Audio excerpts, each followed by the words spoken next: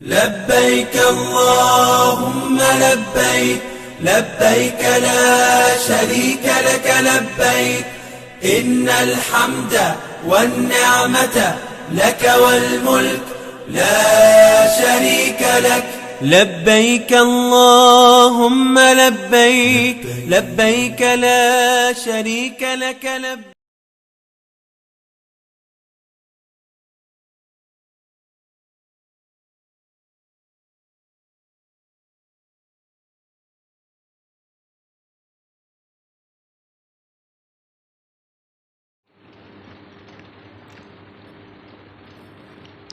Assalamualaikum warahmatullahi wabarakatuh. Alhamdulillah wassalatu wassalamu ala Rasulillah wa ala alihi washabihi wa man tabi'ahum bi ihsanin ila yaumil wa ba'd. Ikhwatul iman rahimani wa rahimakumullah. Lagi ramai mereka ini yang bergelar gus-gus, yang gondrong, yang penampilannya rewokan, yang katanya memiliki kesaktian mandraguna, yang kalau kita lihat di video-video mereka ini seolah-olah mereka ini mempertontonkan kehebatan-kehebatan tenaga dalam mereka, kehebatan-kehebatan karma mereka, yang kalau kita telusuri ternyata ini hanyalah sebuah konten sampah yang tidak memiliki manfaat dan tidak memiliki edukasi untuk masyarakat. Namun jamaah rahmatullah, yang kita akan bahas di kesempatan yang berbahagia ini, ya walaupun sebenarnya ini mereka ini tidak pantas dibahas karena kita menganggap gus-gus ini yang lagi ramai ini, mereka kemudian membuat konten video yang berkaitan dengan segelintir orang-orang suruhan mereka, yang kemudian mereka anggap ini adalah Wahabi, yang mengacau, yang melakukan kegiatan ekstrim, yang melakukan kegiatan-kegiatan yang menurut mereka ini merusak kegiatan-kegiatan keberagamaan para gus-gus saraf ini, yang tidak memiliki etika dan beradab di dalam mencari, ya mungkin hanya sesuap nasi, atau dari konten-konten mereka kemudian memberikan makan istri dan anak mereka.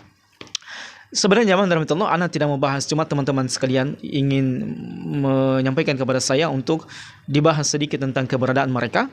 Ya, ada beberapa hal catatan yang mungkin kita ingin sampaikan. Yang pertama jamaah dalam Allah, ya gus-gus seperti ini banyak memang lagi menjamur. Mereka yang kemudian memiliki padepokan-padepokan, pondok-pondok pesantren, yang kemudian mereka memiliki dana dan biaya membangun padepokan tersebut, yang lantas mereka mengangkat diri mereka sebagai gus, sebagai orang sakti, sebagai orang hebat, memiliki karomah, memiliki keberkahan yang bisa menyembuhkan orang lain.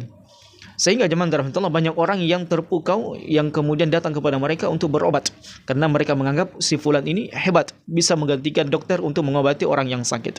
Ternyata jemaah rahmatullah, kalau kita ingin melihat apa yang mereka lakukan ini, setelah kita telusuri dan lihat dengan seksama, ternyata mereka ini hanyalah tukang sulap yang berkedok gus, tukang sulap yang kemudian memanfaatkan media-media kimia untuk memanipulasi dan membohongi manusia-manusia, sehingga banyak orang tertipu kepada mereka.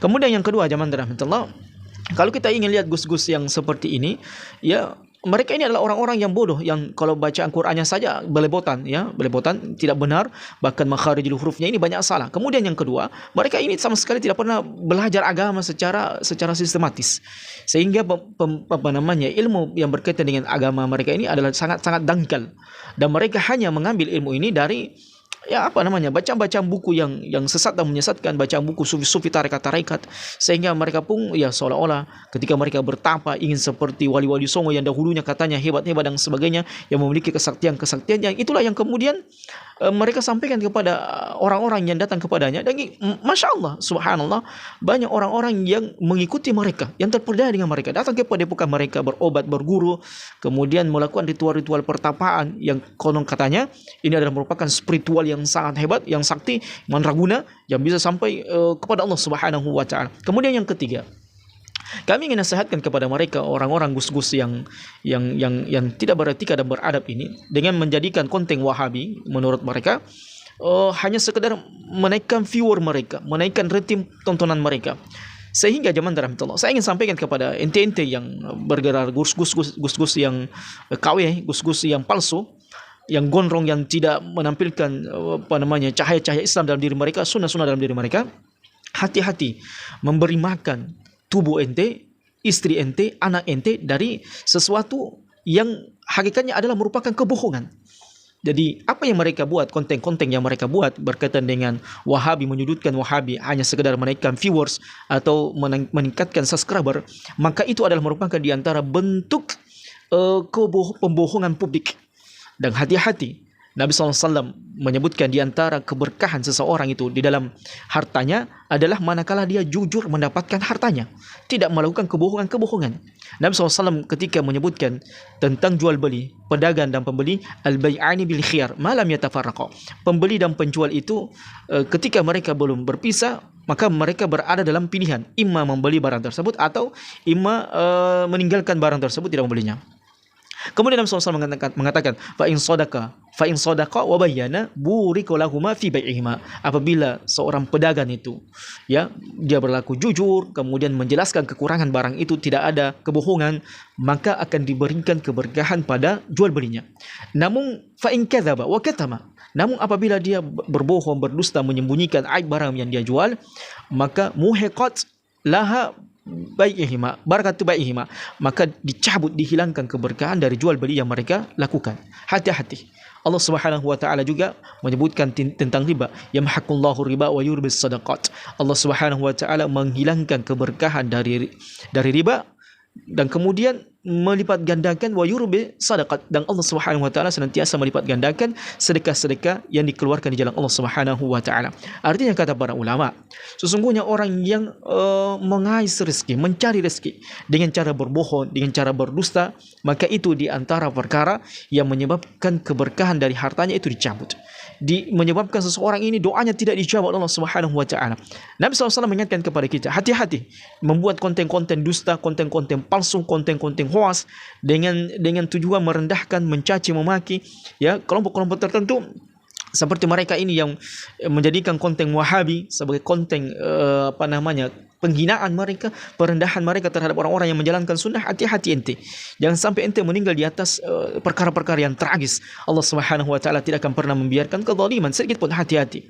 Bahkan ya, kalau orang-orang yang mereka berada di atas jalan sunnah ini berdoa kepada Allah Subhanahu wa taala, hati-hati ente kemudian memfitnah, mencaci, memaki, menyudutkan, merendahkan dengan membuat konten-konten palsu berkaitan dengan Wahabi, dengan pelecehan terhadap orang-orang yang meninggalkan sunnah. Hati-hati, mereka berdoa mustajab di sisi Allah Subhanahu wa taala. Nabi SAW menyebutkan wattaqu da'watal mazlum fa innahu ma bainaha wa bainallahi hijab. Hati-hatilah dengan doa orang-orang yang terzalimi, karena sesungguhnya antara doanya orang yang terzalimi itu antara dia dengan Allah Subhanahu wa taala tidak ada hijab. Hati-hati ente yang menjadikan hanya, ya mungkin ente mengatakan hanya sekedar konten, hanya sekedar video, hanya sekedar ingin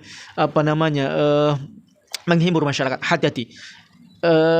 Bahkan kalau sesuatu ini tidak diberhentikan dan ente merasa nikmat, merasa mendapatkan uang dengan cara ini, viewersnya tinggi, dan memang saya lihat tadi beberapa video yang mereka buat konten-konten Wahabi, menyudutkan Wahabi, merendahkan Wahabi, memang viewersnya tinggi dan banyak orang yang mempercayainya. Na'udzubillahi min dzalik. Ini juga kenapa ada orang yang dengan segitunya, dengan menghamburkan uang menonton konten-konten video mereka. Na'udzubillah, tsumma na'udzubillah. Padahal situ tidak ada manfaat, tidak ada maslahat, tidak ada sesuatu yang bisa dijadikan pelajaran edukasi dari konten mereka. Justru dalam konten mereka ini ya banyak penyimpangan, banyak kerancuan, banyak kedustaan, kebohongan demi sekedar mendapatkan cuan, ya fulus dari AdSense dari YouTube tersebut. Na'udzubillah.